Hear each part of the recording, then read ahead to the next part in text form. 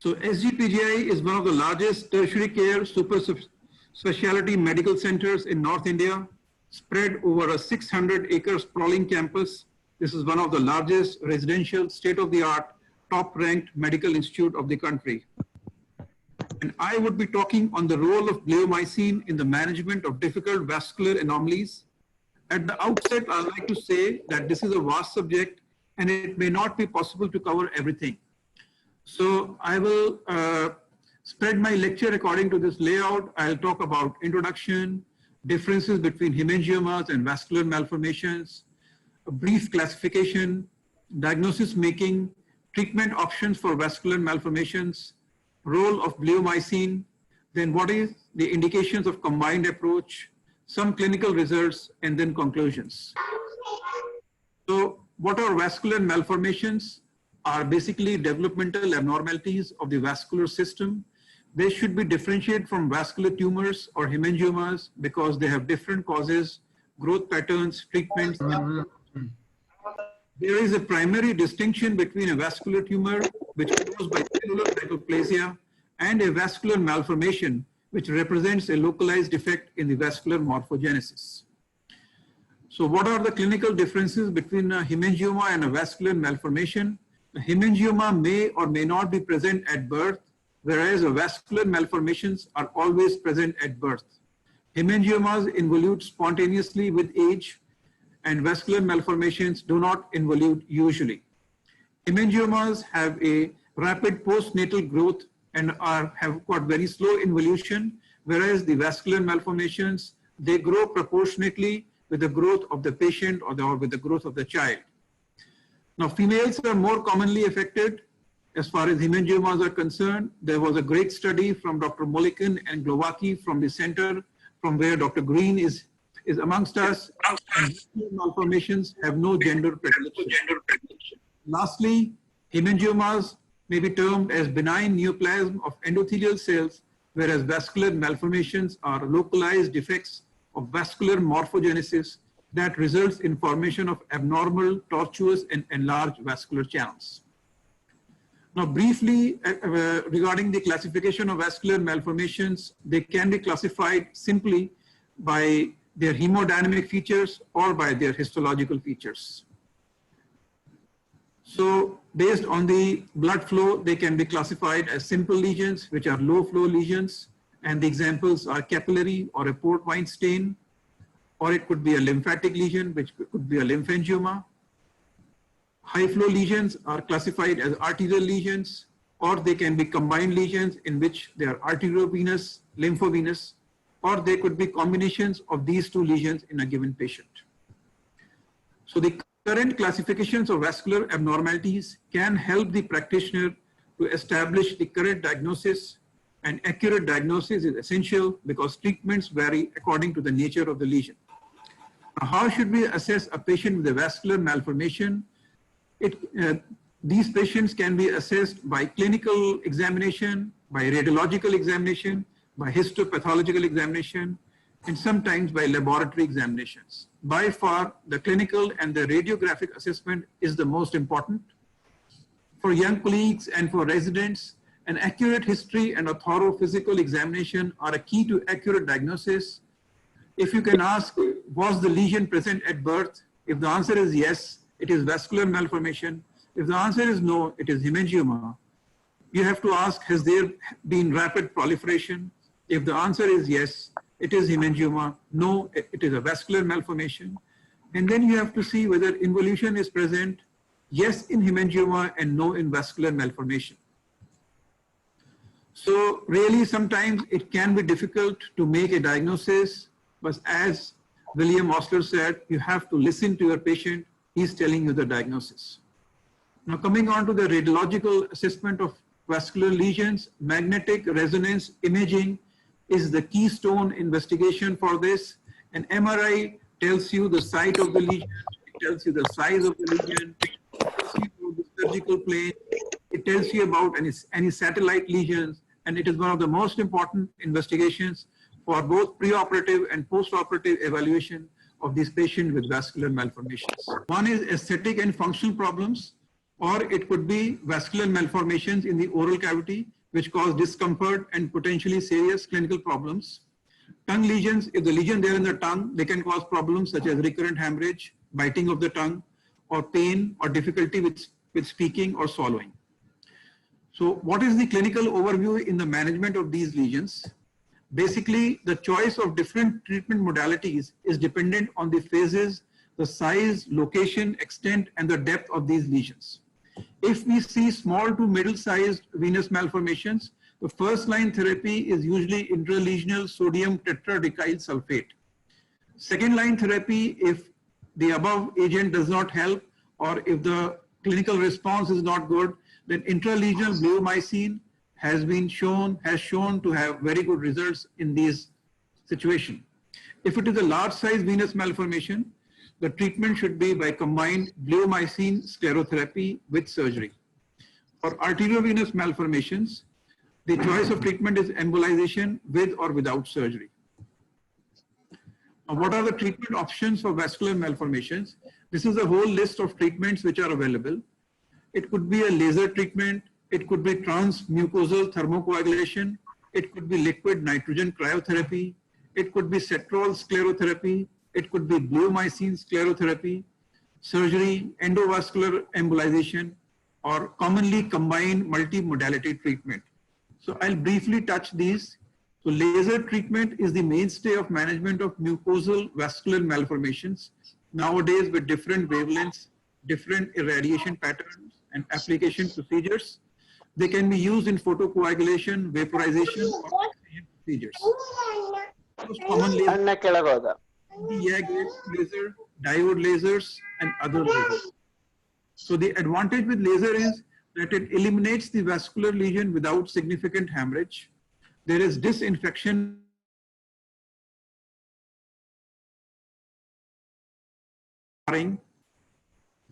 and less post-operative complications in comparison with conventional surgery.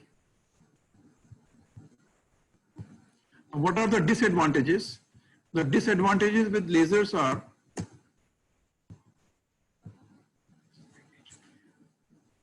I'll go to the other slide. There can be potential risks, and those include thermal injuries to nerves, skin scarring due to laser treatments of superficial lesions, or during the operation, other problems can happen. So now we come on to the sclerotherapy.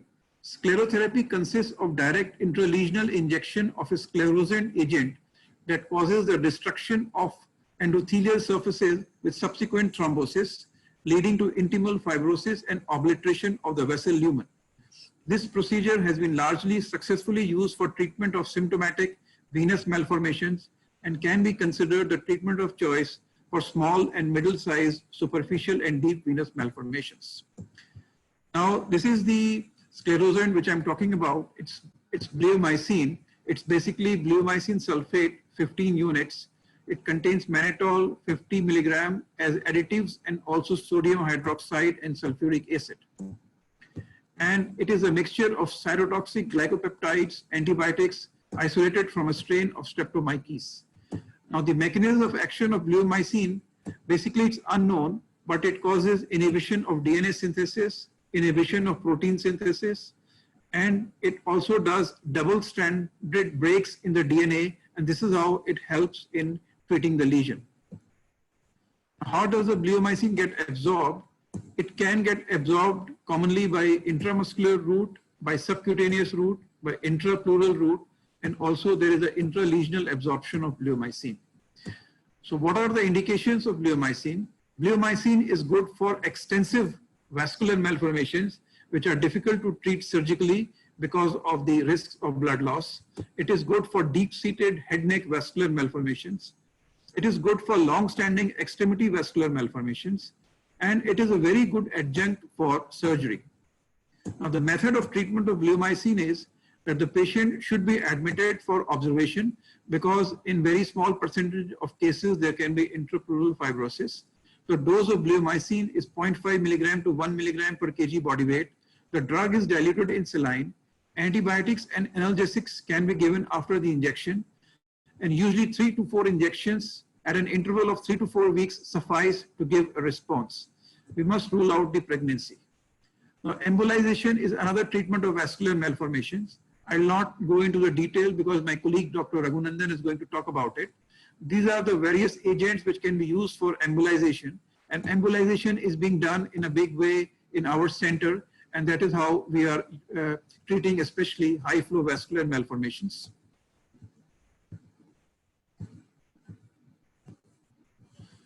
And this is some of the catheter. Dr. Raghunandan will give more details about that. Now let's go on to the surgical treatment. Surgical excision is usually considered to be the definitive treatment for both superficial and deeper lesions. Surgery can be done standalone, or it can be combined with the sclerosing agents, or it can also be combined as a multimodality treatment by sclerosing agent, endovascular treatment, and then surgical treatment.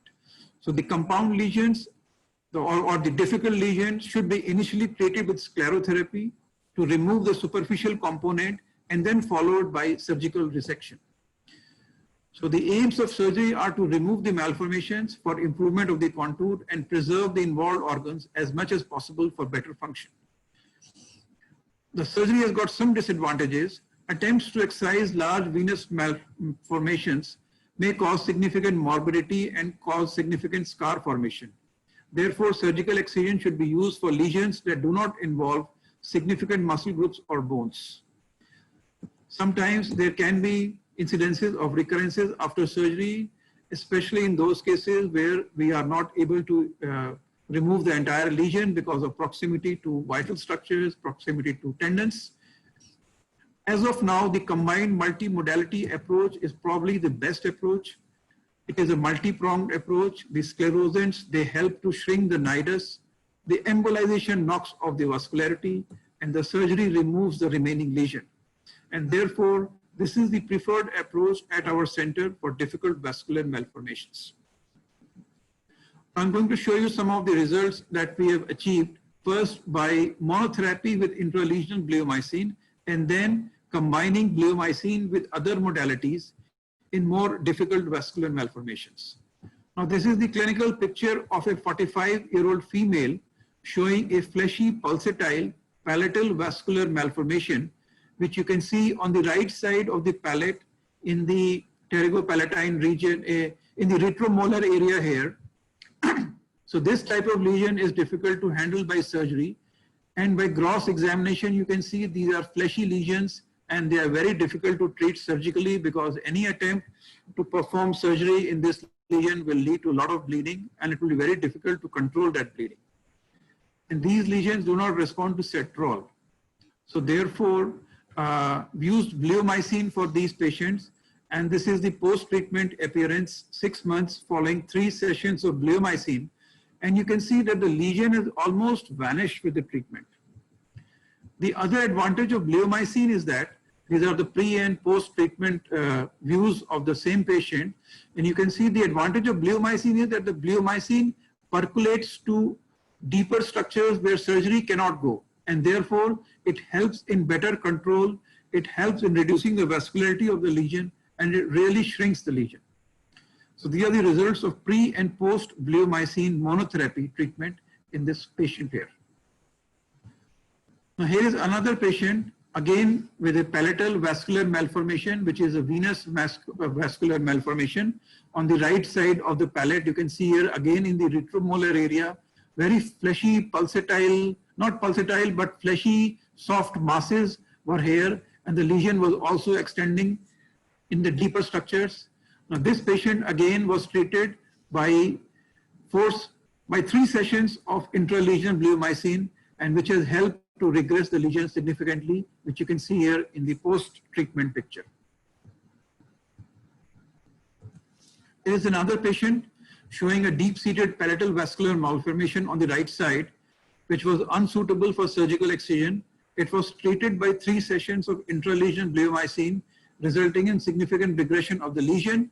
But still, after 3 injections, you can still see some remaining lesion here. She will be needing few more sittings to clear this lesion. Now, this is a clinical picture of a 49-year-old female showing multiple lesions of venous type of vascular malformation involving the palate, The palate is involved. It is very dark blue in color. The lips, the cheeks, they're all involved. So this patient was also treated by multiple injections of intralesional bleomycin. And this is the result after just 2 sessions of intralesional bleomycin for the cheek and the palatal lesion. You can see here the dark blue color is going away, and you can see the pinkish mucosa color coming up. The lip lesions were treated surgically. This is the pre and the post injection treatment, and you can see the result after 4 sessions of intralesional bleomycin and surgical ablation of the lip for this particular patient. Otherwise, this type of lesion is very difficult to treat surgically. If you just touch this lesion, it's going to bleed on the table, and it will be a big problem. Now here is another young girl who had a large vascular malformation involving the left side of the face, the infraorbital area, the entire cheek area, the parotid area, the upper lips, the buccal mucosa, everything was involved, and therefore it is not a good idea to approach this lesion surgically. So bleomycin comes to the rescue, and by serial injections of bleomycin, we can reduce the vascularity of this lesion and therefore make this lesion better able to be handled by surgical methods. So this is the result after 3 sessions of intralesional bleomycin therapy. The lesion is still there, but the advantage is much of the vascularity of the lesion has been reduced by these serial injections of bleomycin. So if you go in surgically by the facelift approach or by any other approach, the bleeding will be considerably less. Because of the scarring induced by bleomycin, the surgical excision is also easy. So that way also bleomycin helps in surgery and also in reducing these lesions. Now I'm going to show you some examples where the intralesional bleomycin has been combined by surgical ablation. These are larger lesions and difficult to treat. Here you can see here, this is a young child with a vascular venous type of malformation involving the left side of the upper lip. The lesion was also in the on the mucosal side also, and therefore both bleomycin injections and excision of the lesion was done, and this is the result. The patient still shows some speckles of blue color on the lip, and these can be treated very easily by further injections of bleomycin. She will not need any surgery. So the advantage of combining surgery with bleomycin is that it reduces the load of the tumor on that particular patient, and therefore whatever lesion we can take out easily by surgery can be taken out, and whatever lesion is left behind can be treated by further injections of bleomycin. So this is combined bleomycin with immediate surgical ablation here. You can see the lesion here, how it has reduced. There is no scarring or anything. The lesion was taken out from the mucosal side, and then bleomycin injections were given. 1 or 2 more injections of bleomycin will probably lead to better regression of this lesion. The patient is on follow-up. Here is another patient here with a big vascular malformation on the upper lip. You can see here. So multimodal treatment was done, and these are the results pre-treatment after 2 sessions, and after further 2 sessions of bleomycin. You can see the lesion here, how it has regressed after multimodality treatment. Pre-treatment after 2 sessions and further 2 sessions.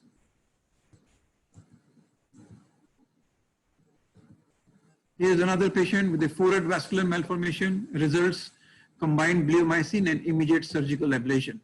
I'll just run through these slides, not take much more time. Now this is again a right-sided vascular malformation, combined bleomycin with multiple surgical ablation was done for these lesions. You can see the results, how this has come out. Sometimes we combine bleomycin with endovascular coiling and also with surgical ablation. This is a very fleshy and a very angry looking vascular malformation on the right side of the ear, and this was treated by combined bleomycin, endovascular coiling, and immediate surgical ablation. You can see here how the lesion has regressed, and now the patient is ready for ear reconstruction. So this is triple modality treatment, and this is probably the last patient here. Again, a vascular malformation on the right side. On the cheek here, you can see the lesion, the fleshy lesions here, and he was treated by multimodality treatment of bleomycin, endovascular coiling, and immediate surgical ablation. 2007, 2008, 2009. So these are the results. You can see here the intraoral view, the lesion at the very start, and this is how the lesion has come up. There is no lesion left after this multimodality treatment.